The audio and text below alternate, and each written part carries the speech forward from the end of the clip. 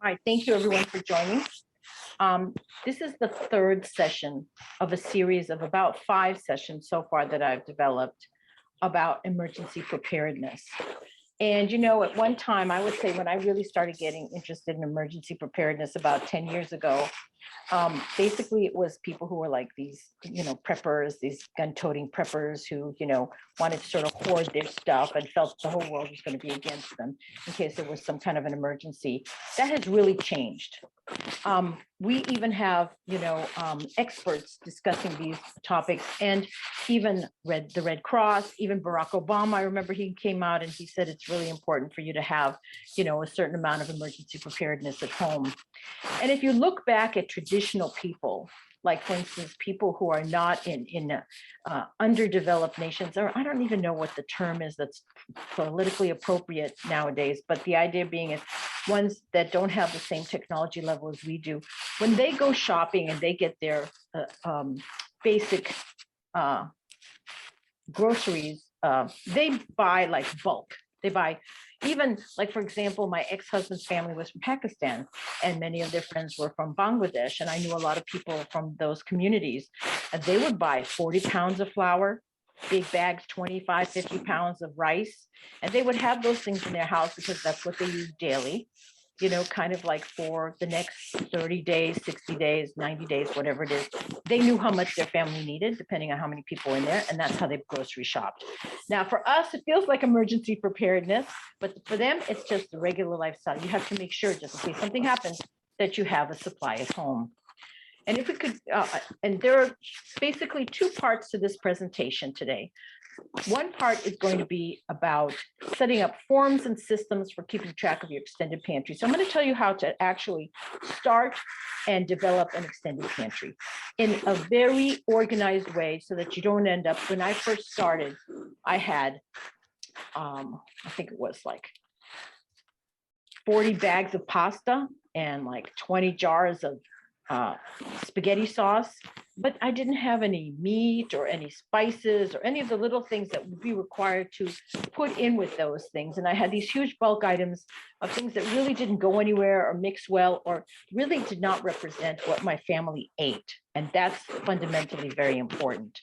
And the second part we're going to talk about is probably the most essential part of your extended pantry, and that's water, which a lot of people don't talk about. So if we go to the second slide, I'll be happy to talk to you a little bit more about how emergency preparedness has changed.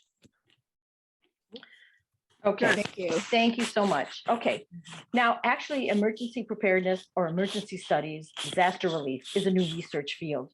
And recently I listened to National Public Radio, NPR radio, talk to a disaster expert or specialist. And she talked about how the nature of disasters has really changed, and how due to global warming, we have a lot more and more extreme and more frequent natural disasters, never mind human-made disasters, but ones that are, let's say, from tsunamis or from hurricanes or from tornadoes or from just extreme weather. Like if you can remember just recently what happened to Houston, where they had that, Texas, where they had that huge ice storm out of nowhere, and the people without utilities and all kinds of services for about 5 days, trees were falling down and hitting electric wires, leaving them exposed, and people's houses that trees would crystallize and fall down hit their house and damage it. That's a natural disaster that we're kind of talking about. And she said that's become a real problem in the relief services. And she said that the relief services have become very overwhelmed recently because they have basically only so many workers and only so many resources. So when a relief worker comes to work with you, they're people who are really motivated to work with people and to be compassionate. But if they go from these exhausting situations, for a week or 2 or a month, and then all of a sudden there's another disaster and they haven't had any respite, and they go to another one, they're really pretty exhausted. And that makes them not only physically exhausted, but also emotionally exhausted, because your spirit can only take so much hardship and so much disaster before you almost become numb to it, or just feel overwhelmed to the point where you feel like you can't make any difference. Another thing that she talked about. Excuse me, Amalia. Yes. There's some scratching noise and you're the only one that's not muted. Is there a fan or something? But there's like a scratching noise. Okay, she says she hears it too. Is it better now? Okay, it stopped. Okay, great. Yes. Thank you. So it must have been my shirt. Okay, I apologize. So basically, she said also that there are a limited amount of resources. These agencies have only so many um, uh, like first aid kits. They have only so many malaria pills. They only have so many pills for purifying water, et cetera. And so they go from one disaster to the next, and they haven't really had an opportunity uh, to replenish their supplies. And another thing that she said, which I thought was fascinating, she said the nature of natural disasters is very different than how we view it, romantically speaking.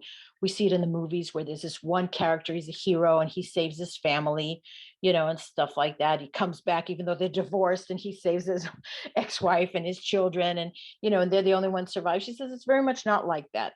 In natural disasters or disaster relief, it's really your neighbors and your community come together. For example, it's the people in your community who know that in that house there's an elderly person and they're always home. So if they know to go there first and see if they can rescue somebody. They know where people live. They know, like, if there's rubble, where to look for people and things of that nature. And they're the first ones there. You have to wait and sit back for relief services to come. So this really is about being prepared in case some kind of natural disaster or emergency situation occurs. And I'm going to talk about an extended pantry in the sense where you are not being evacuated, which I will get to in another session. This is where you're sort of hunkering at home. If we could go to the next slide, please. All right. Now, what should you have in your extended pantry? You should definitely have foods that you eat regularly. I mean, trying to get MREs, I don't know if you've ever tasted MREs, but they're just not practical.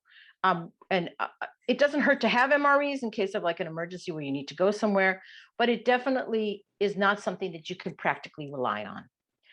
And when you do put food in your pantry that you feel like is going to last 3 months, 6 months, 9 months, a year, you have to look at the ingredients that you use and make sure that what you have and what you're putting back are things that can really last and have a shelf life of 3 months.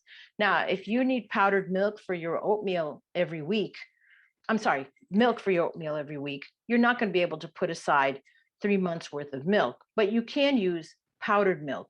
And my suggestion, and this is what I do, I use powdered milk for these kinds of recipes where I'm cooking with them or I'm using them as an ingredient, like for instance, in my uh, sourdough starter. I did not want to set up what I call a sustainable system in my home that required me to have milk all the time.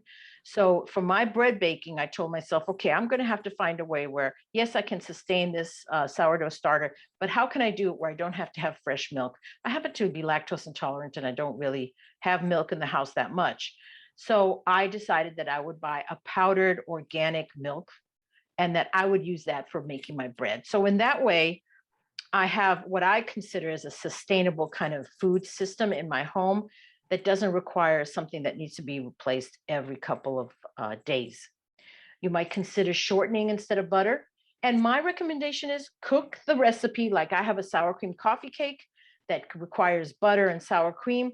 So I could use shortening instead, but I would bake that cake first with the shortening to make sure that it's the taste that I would be comfortable with, because there's nothing worse than sacrificing your pantry items that may be in an emergency or a difficult situation for a recipe. It's not going to come out right and you're not going to like it. It's also very important that things are properly packaged, and I think we talked about that in our second session about packaging things properly, storing them in a way that will extend their life on the shelf. You can use oxygen absorbers, or I used my vacuum sealer for jars, and you can put an oxygen absorber and then put that vacuum sealer to suck out the air from the jar. And that really does help to extend the shelf life of products, particularly products that may be high in moisture or fat. And we talked about those percentages. Anything more than 9% moisture or fat is something that you would not use an oxygen absorber with, but with a silica gel desiccant in it, food grade. Let me just say that again. And you need to make room for water. Water is very important. It is a fundamental component of any and every preparedness plan or emergency pantry or extended pantry, however you want to call it. And the types of water I recommend that you keep are mobile containers, something that you can carry. And it's good to have a mobile container that is a dispenser, like you put on the table, has a little dispenser on it. And everybody should be carrying their own water bottle or own thermos water bottle with them. Each person should have that so they can dispense as needed into their bottles and keep those bottles with them, strapped to them on a strap or like a purse, so that they have it in case they get separated or they're by themselves or they have to go do something and they get thirsty. They have a source of water right there, even children. And you should also consider a filtration system or a filtration bottle or a filtration straw. And I'm going to go into that more in a minute. So if we could go to the next screen, please. Yes, no, back one. This is what I have. I have 2 of these that I use for camping. These are 7-gallon containers. When they are filled with water, they weigh 58.3 pounds. I don't know about you, but I cannot carry 58.3 pounds. So what I did is I filled them halfway, put them in the trunk of my car. I have a van, so it's like the back trunk of the van. And then I went and I took smaller containers and filled it like that. And so that I didn't have to have carry this 58-pound thing, because it's not possible for me. But this is an excellent dispenser because you can see BPA free. It has, and it's not just this one. I mean, if you look for these kind of containers, if you see there's a big round top that you can unscrew, the big white one on the top, that actually has a little faucet handle inside. So you open it up, you take the little faucet handle, turn it around, and stick the spigot out, and then screw it back on. And that little white tab that you see at the other top side, you just loosen it a little bit so air can go, and it just flows very nicely out the spigot for you. There's no, like how sometimes the clear ones kind of sink in and you have to cut a hole into the top so that air will flow and it doesn't contract your container. This one is already set up for that.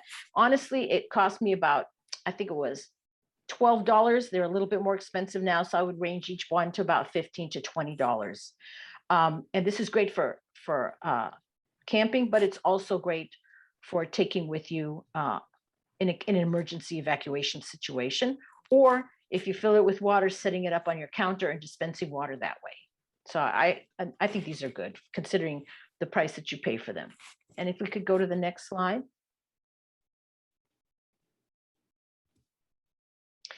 These are thermos bottles. Now, what I liked about this is keep these things in mind, okay?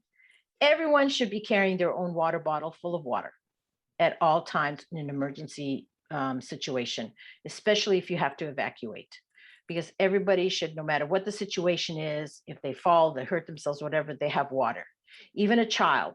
So what's really nice about this is it shows you all these different sizes, how, and you can, it even tells you how heavy they are, like how many ounces. And you have to figure out, if a small child is carrying it, a 10-year-old, a 7-year-old, keep that in mind that you're asking them to carry that with them. And then at the bottom, if you look at it says how many hours it will keep something cold, and obviously how many hours it'll keep something warm in case you're giving somebody, let's say, tea, coffee, hot chocolate for a child, something like that, that's very comforting. So that's nice to know that it's a thermos bottle is always nice.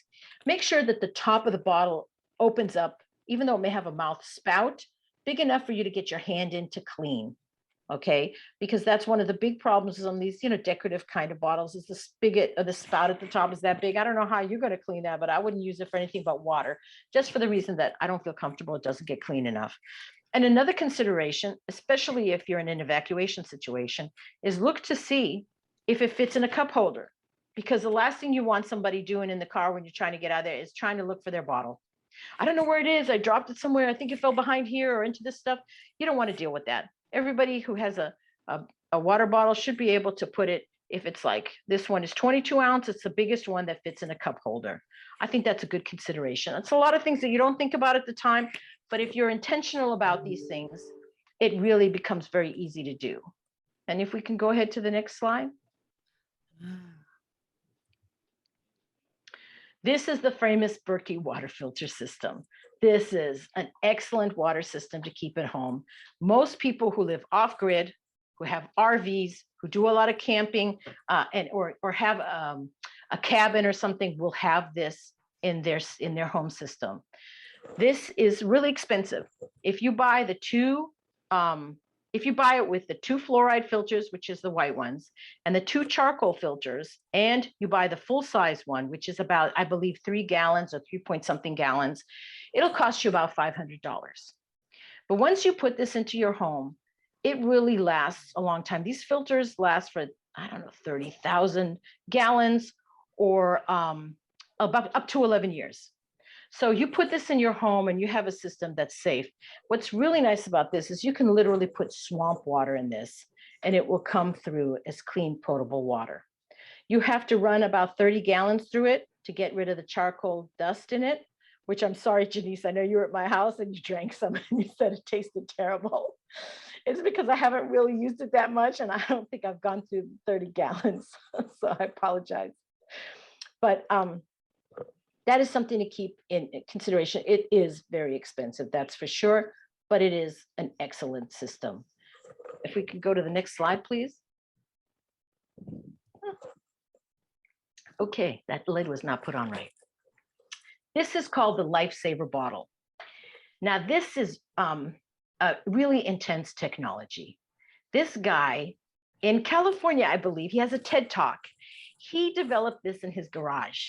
He saw people, suffering and getting diseases all over the world in underdeveloped countries where they don't have clean, potable water. And he designed this to, I believe it's 1 micron of whatever the particles are, or 0.01 micron.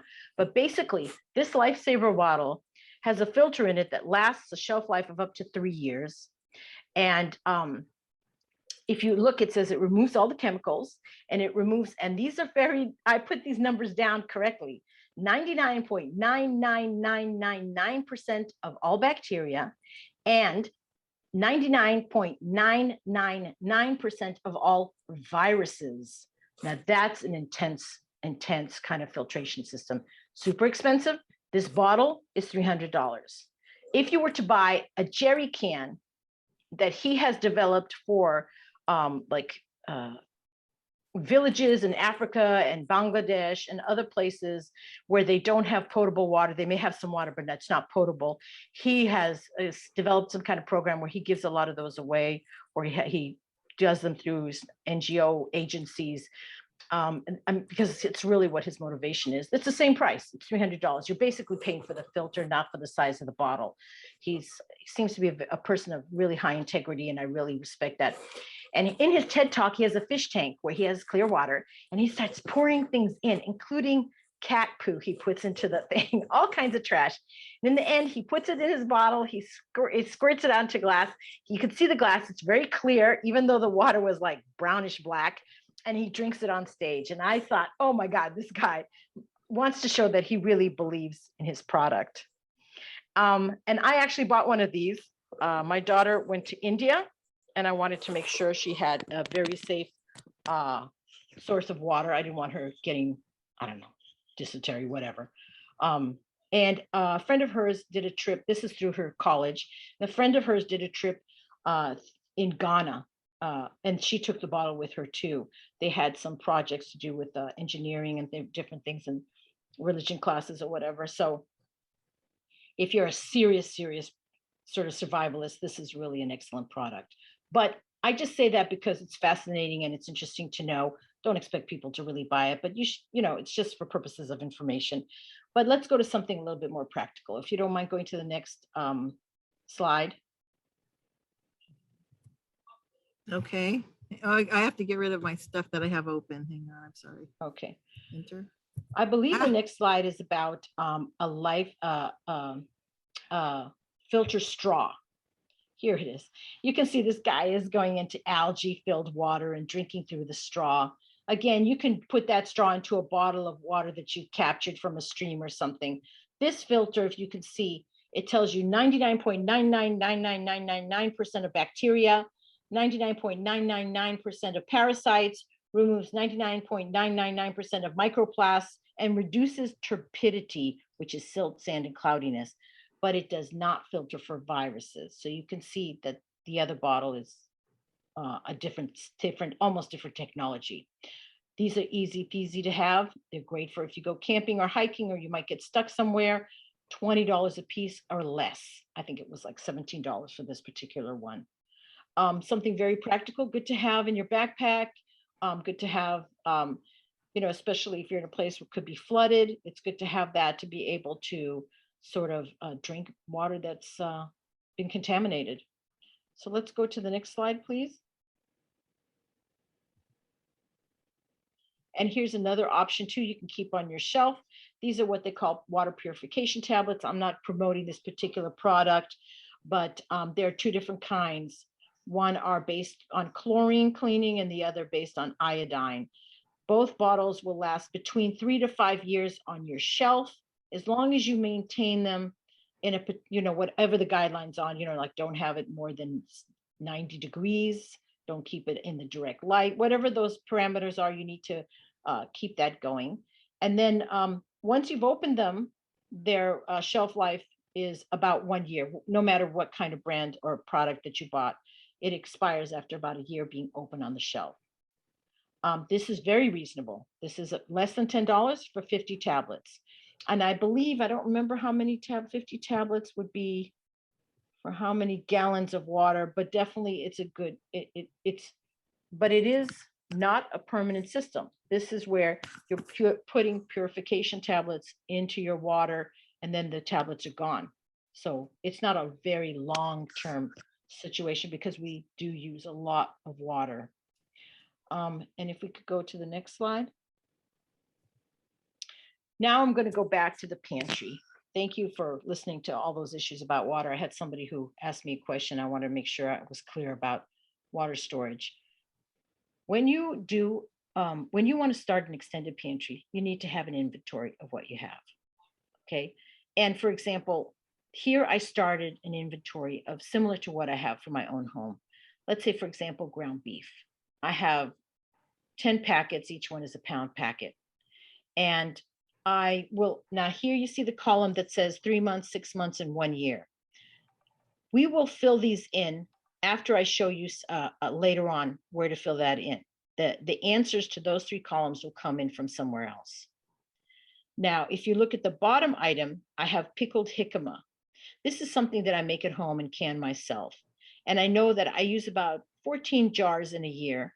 And so for 1 year, I think 12 jars, like 1 jar a month is enough. And the cost per unit, if I include the cost and the price of the jar and the lid and everything involved, it cost me, I'm sure I was generous, but less than $2.50 a jar. That's my own can. And I reuse those jars again and again, and I'm still counting them as a cost. So it's really about $1 maybe to make a jar of pickled jicama. And if you notice, when I can, I just do the whole year's supply. So I wouldn't put anything into 3 months or 6 months. I just know that I do that once a year. And I know that it's a seasonal produce product. So the best store to get it in, well, I might even grow that in my garden. And that's something I'm going to go back to in another list. If you can see this bottom one, pickled jicama, I have 14 jars on hand. I use 12 jars in a year. Cost is really minimal per jar. And sometimes I grow these things in my garden, or I go to wherever there's good seasonal produce. That's the best place to get it, or the best store. If you go back up to ground beef, I have 10 pounds of ground beef. I get it either at Costco or at the bargain grocery outlet. Those are the places with the best prices. And it costs me really technically about $4.98 a pound. So I put it $5. And I'll get the answers to the 3 months, 6 months, and 1 year later on. And as you can see, I just go through my pantry, my freezer. I go through that first, and I get all of these different things that I have, and I put what I have on hand. And that's the first thing that you need to do. Now, once you've done your inventory, and it is tedious, I'm not going to lie to you. It is a tedious job making sure you go through. And if you're very, very particular, like I want to know, because I use spices very heavily. I want to know, well, how much cinnamon do I have? Because I I think I buy maybe a pound or two of cinnamon every year. That's a lot, but I put it in a lot of recipes and I use it very heavily. Something like cumin. I buy cumin at least a pound a year. And turmeric. I use turmeric in almost every kind of meat dish that I make. And I buy them at very large amounts. So I would want to know, even my seasoning, how much I have. Salt, well, if you're going to ferment or if you're going to pickle or if you're going to can, you need a lot of salt and you need a lot of sugar. And if you keep those recipes in your mind, you're going to have a lot on hand. So, yeah, you need to really go through and you need to really do this pretty tedious job. Um, let's go ahead and go to the next slide, please. All right. And how do I do this? How do I know how much I need for 6 months or a year? You need to take out and do a recipe. Now, this is what I suggest. You start off with, let's say, 7 recipes of breakfast, because that's what I started off with. I did my oatmeal, I did my pancakes, etc. And I said, okay, I like to have oatmeal once a week. And generally, there's 4 in the family, so I make the recipe for 4, and I put down every single ingredient, including how much water I use, in the ingredients box. Underneath it, I put down my tools: small pot, large spoon, 4 spoons, 4 bowls, burner with butane fuel. That's what I know I have in my storage, and also for camping. A lot of my things are for camping as well. And why do I have that category? Because if I'm thinking, oh, what am I going to make? I don't have any electricity, et cetera, et cetera. Do I have all of these things readily available? Believe me, when you're in a stressful emergency or disaster situation, you cannot be fiddling around trying to remember things or figure things out. Okay. So that's why I have every single solitary thing I need should be right there. And then I have, if you look to the right, it says notes. Now, what does it say? It says all the things that I think are important to remember about oatmeal. Number 1 is I only buy the long cook oats because they're more nutritious and they are ideal for stressful situations where calories and nutrition are important. So if you buy those instant oatmeal packets and you pour hot water over them, yes, they'll fill your stomach, but the essential nutrients that are really important in oatmeal are not available to you in that particular product. It's only through the long cook ones, and it takes about 20 minutes to cook. So I put down here, it takes about 20 minutes of simmering, and it needs to be watched and stirred. So it needs a good amount of attention. It's not like something I can put out there and just walk away from. I need to know that I need 20 minutes to sit there and watch that. And I put down it keeps you full for a long time. And I even put down that I and my son Musa like it, but Daniel doesn't. So that I have everything I might not keep in mind because of stress written down there in my notes to remind me. Now I have, if you look at the bottom square on the left, it's what I need for the year. It's 1 time per week. I'm going to serve this 1 time per week. And I've done all the calculations, 52 cups of oatmeal, and I've converted it to pounds. So I need 9.12 pounds of oatmeal for a 1-year supply in my pantry. And if I only want 6 months worth of food in my pantry or 3 months, because I need to start at a level that's reasonable for me. Like if you're just starting out, you cannot buy a year's worth of stuff all at once. You need to start with 3 months maximum, I would say. I really highly recommend it because it can be overwhelming when you start to get a lot of stuff. Just even storing it properly, finding a place for it, getting the containers for it that are going to be, extend its life for a year. These are things that can be overwhelming if you buy too much. So just start with small amounts. I say 3 months. So I would divide that by 4 and I would get 3 months worth. But I already have a bit of an extended pantry, and this is easy peasy. I probably have the majority of these things. So 52 cups of oatmeal is 9.12 pounds of oatmeal. I need 3¼ gallons of water for this. So I need to make sure that I have, just for this recipe for once a week for 52 weeks, 3¼ gallons of water. I need 104 teaspoons of butter, which is about 3¼ pounds of butter. And salt is a 1/2 cup of salt. I need 5¾ pounds of brown sugar, a 1/2 cup of, I did salt twice. Sorry about that. And 1 cup of cinnamon. Okay, so these are things, and what's important here is this is, I make sure I don't double use what I have in my pantry. So if you can go back, I'm sorry, no, just if you can go back, it's not here, but let's say, for example, the top one was cinnamon, and I have, like Oh, 1 pound on hand. I know that for the 1 year, just for that one recipe, I need a certain amount for the 1 year. So how am I going to calculate that? That's the next slide. If you can go to the next slide. This is the Oops. system I have in place. This is it. This is the Okay. system I have in place. If you see, I have oatmeal, the recipe is oatmeal. I put down all my ingredients for oatmeal, and it's butter, cinnamon, salt, water, brown sugar, and the oatmeal itself. And I put that down under the items column. And for each item, I put oatmeal, oatmeal, oatmeal. Ignore the one that says bread. Oatmeal, oatmeal, oatmeal, oatmeal, oatmeal, oatmeal. That's what I need for oatmeal. And I already know, I put in. Oh my gosh, sorry. That's okay. I don't know, it went goofy. Here we go. Thank you. And I know I've already calculated the 1 year supply, and I put down how many pounds I need, or cups, or whatever it is, of all the 6 ingredients for the oatmeal recipe. Now I know I have 12 pounds of butter. That's what my inventory will tell me. So I put what I have is 12.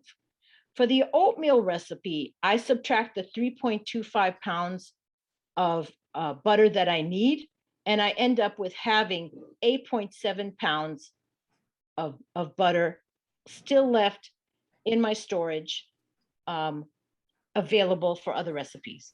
Now I stuck bread in here just to give you an example. So now I put my next recipe, let's say my next recipe is bread.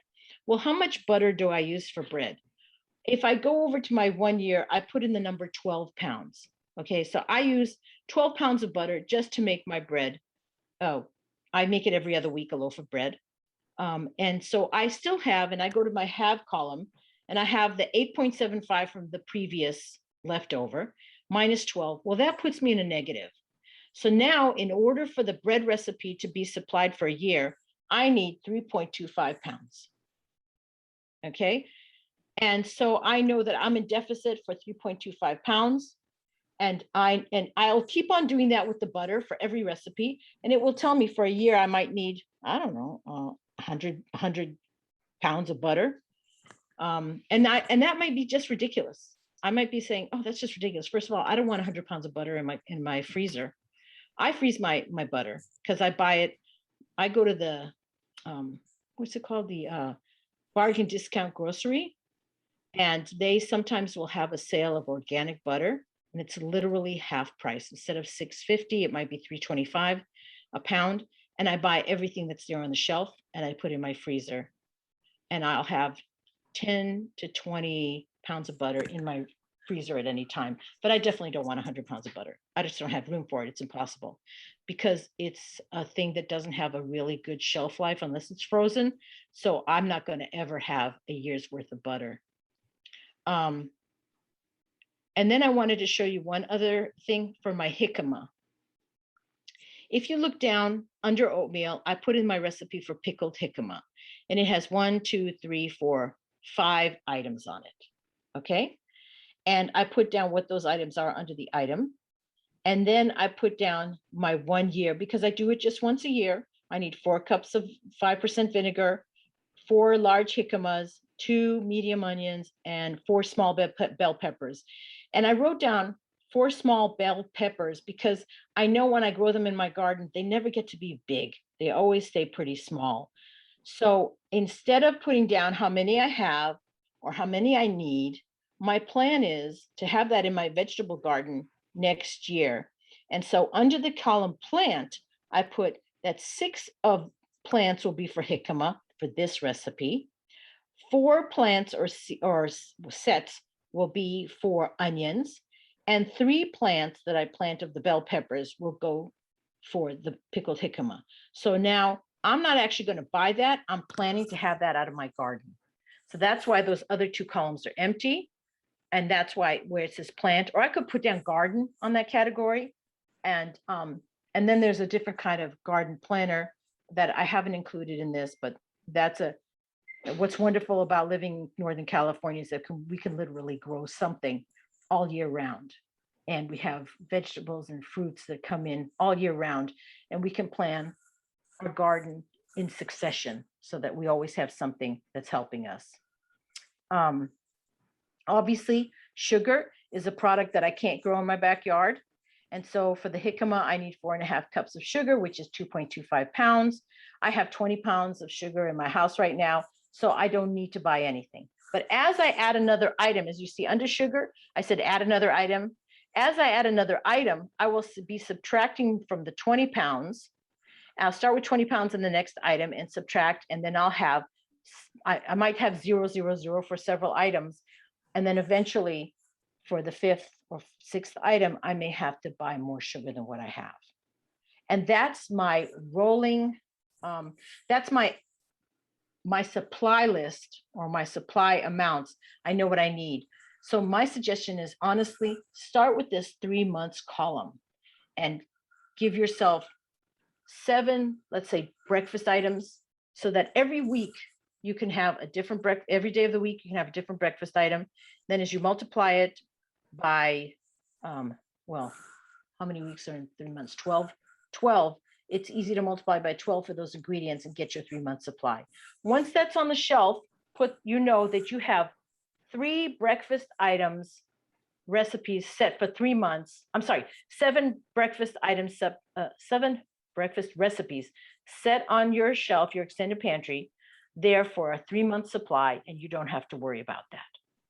Okay, now go to dinners and get yourself 7 dinner recipes and make them as best you can for long-term shelf-stable ingredients. For example, if you like to have a chicken salad for dinner, or a chicken salad sandwiches or something of that nature, okay? What you should do is you should think about getting canned chicken, because that's or canning your own chicken so that you have it not in your freezer where it takes up a huge amount of room, gets freezer burn, and has compared to canning, a very short lifespan. I mean, it's good for about a year or so. But when you can something like that, you have it on your shelf for a very long time, and you can do that for yourself very easily. And then once you have breakfast and dinner for a week, you can build those up. You can add something like 7 snack items or recipes or desserts. Something like brownies is really easy. You can make sure that you get a recipe that uses oil and that maybe dehydrated eggs and water, and then the powder. So you can put those things on your shelf so that you have those kinds of comfort foods or things that your family love right there available. Cookie mixes, things of that nature that are, now keep in mind that flours don't usually last more than 6 months on the shelf. So if you're putting together a ready mix of a cookie batter that you just have to add water to, like let's say, for example, you put powdered milk, remember that's a high fat item, or other things like that in a jar, and you know, this is my cookie mix jar. I take these ingredients, stir them around really well, and mix a certain amount of it with water to get cookie batter or cookie dough, and then I can go ahead and bake that even in an emergency situation. Then that's something you need to be aware that maybe a year is not reasonable for something like that. Maybe unless you use an oxygen absorber and you vacuum seal the jar, you could possibly extend it to a year, but that depends on what the ingredients are. And you have to be very much aware of that. And that's something that you can look up and research, or even ask any of us master food preservers. We can look up and research that for you and help you with that. Any questions about any of this? Because pretty much this is the presentation that I wanted to present, and I'm open to any kind of questions that anybody may have. We have about 15 minutes left. I'm going to check and see also if there's anything in the chat. Oh, okay. Somebody said they picked up the filter straws from Costco. Oh, thank you. Oh, Pearl. Gosh, you almost missed the whole thing. It's okay. It's recorded, Pearl. Okay, yes. That's right. You can take your rainwater and filter it in the Berkey. That's correct. That's really, that's what it's for. Many people do have Berkey water filters. Like I said, they're like the standard. They're just so, they are a wonderful system. Okay, we don't have any questions? I do want to apologize for how difficult it was to get on today. You know, like I said, we're going to work on it, make sure that doesn't happen anymore. Let me see, there are 2 more messages. What is it? Okay, so, and Janice did go ahead and put the Solano mfp.ucnr.edu as our address. If you have any questions about any food item or anything that you have questions about, other than that, food preservation, etc., we're happy to answer your questions. You see the chat? What's in the chat, Yes. Amalia? Yes, and someone said here that they're starting to make emergency preparedness kits for all our cars and out the filtered straws. Oh, okay. Yeah, that's really great. As a matter of fact, one of the things that I'm going to talk about, I believe, not in the next session. The next session I'm going to have is going to talk about setting up what I call quote unquote semi-sustainable systems in your home. For example, I'm going to talk about how to set up a sustainable system that means minimum to no outside inputs once you're set up. For example, growing microgreens, how you can get seeds for a year, grow them, recycle the same soil over again. All you need is 3 trays, seeds, water, etc., and a bin to recycle the soil. I'm going to talk about that. I'm going to talk about how to have like a little canning jar with one of those lids that screws on with a screen on the top, and how you can sprout those seeds. And what's very interesting is when you use microgreens or when you sprout seeds. Now, if you eat a hard seed and you swallow it, your body doesn't do anything. You just pass it through. Once you've sprouted something, the nutrients available in that food product are being absorbed by your system. They're now attainable and absorbable through your digestive system. And what's fascinating is that microgreens and sprouted seeds have about 30 times the nutrition that a full, let's say, parsley leaf or beet green has in this tiny, tiny little thing. So when you're in a stressful situation, when every calorie and every nutrient counts, these microgreens and fermented seeds or sprouted seeds, even if you're sprouting beans, sprouted foods are so much more nutritious just by simply soaking. I'm going to talk about how you can kind of set those up. I already alluded to having a sourdough starter and using things like powdered milk so that you don't have to have fresh milk coming to you. And another thing, if you try, because you know we do a lot more baking and stuff than other people do, there was a distinct shortage of flour and rice. And I personally have, I don't know, maybe a year and a half's worth of rice in different containers. And I buy my rice from the Indian Pakistani store, and I buy it in bulk, and then I store it in airtight what do you call it, storage containers, but they're like the frosting containers that they get in the grocery store from the bakery. They give them to me for free. You can always get a couple from Safeway, Raley's, whoever has a bakery, and get them for free. And we're going to talk about setting up those systems, and it's going to be pretty different from this presentation because I'll actually be showing you the sprouting trays and the sprouted seeds that I have. It will not be a PowerPoint presentation. And someone wrote here something about That's another thing they say is that you can, when you buy flour or rice or cereal, to put it in your freezer that's for correct. a couple days. to My kill- oatmeal, was steel cut oatmeal or oats, my flour, my sugar, what else is it? All those things go in my freezer. If you put them in your freezer for 2 weeks, it will kill off anything that might be in there. Some say 48 hours is enough, but I know that some things have a little bit more resistance. So I put them in for 2 weeks, and then I take them and I store them in airtight containers or other types of containers that I keep, let's say on my shelf or something like that. Because flour, if you have flour like I have flour, it'll take up half your freezer. And so, yeah, it's a very good idea to freeze your powdered, dried kind of products, even rice.